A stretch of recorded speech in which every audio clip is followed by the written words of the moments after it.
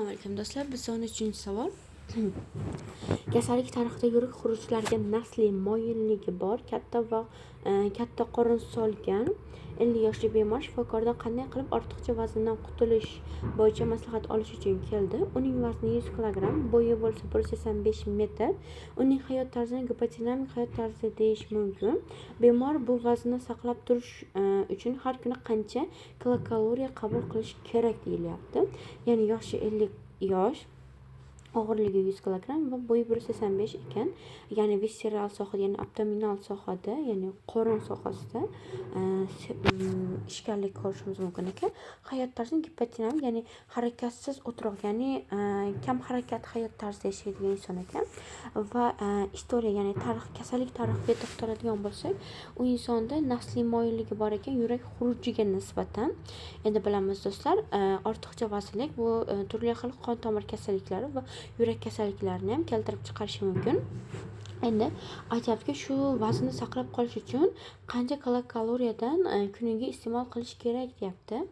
Endi birinchi bosqich bu tushuntirishimiz kerak. Bemorda tinch holatda qat'iy a'zolar ishlashini, qanday a'zolar ishlaydi, ya'ni 1 kilogramm vaznga kuniga 24 kilokaloriya energiya sarflanishini hisobga oladigan bo'lsak, bizda 1 kilokaloriyani kilogramm, ya'ni soatda 100 kilogrammga ko'paytiramiz va 24 soat.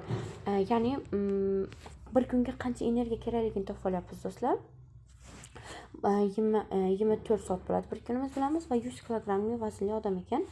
1 kiloga ko'paytirganimizda 100 ga ko'paytiramiz, 100 24 ga ko'paytirganimizda 2400 kilokaloriyani tashkil etadi. Va ikkinchi bosqich bu jismoniy faoliyatning ta'siri, ya'ni bemorga tushuntirishimiz kerak, gipodinamik, ya'ni harakatsiz hayot yashayotganligini. Bu esa BMRning, ya'ni 20-30% qo'shimcha energiya qo'shiladi. Ya'ni bu o'z iste'mol qilayotgan ovqatlardan tashqari kam harakatligi uchun ham organizmga shu energiyaning 20-30% yana qo'shiladi, iste'mol qilmaganligingiz uchun ham. Chunki sizdagi bor energiyani sarflamayapsiz.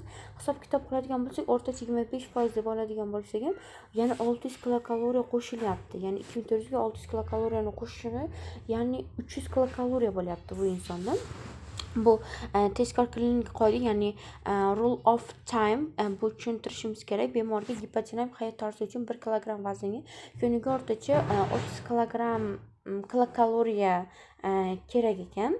Endi hisob kitob qiladigan bo'lsak, bir kunda bu inson uchun 3000 kilokaloriya energiya bor va shuncha energiyalik mahsulotlardan shunga loyiq kam harakat qilayotganim, chunki 600 kilokaloriya kelyapti, o'zi 2400 oziq-ovqat mahsulotlaridan kelyapti.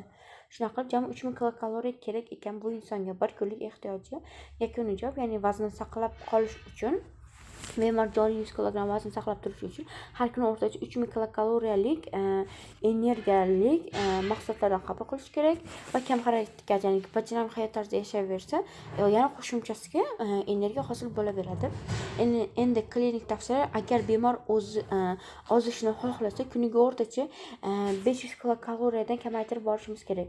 Birdaniga 1000-1500 kilokaloriya kamaytirsa, bu bizga juda ham sezilarli darajada nagruska ko'rsatadi do'stlar. Shuning uchun ketma-ket bosqichma-bosqich kaloriyani kamaytirib borishimiz kerak.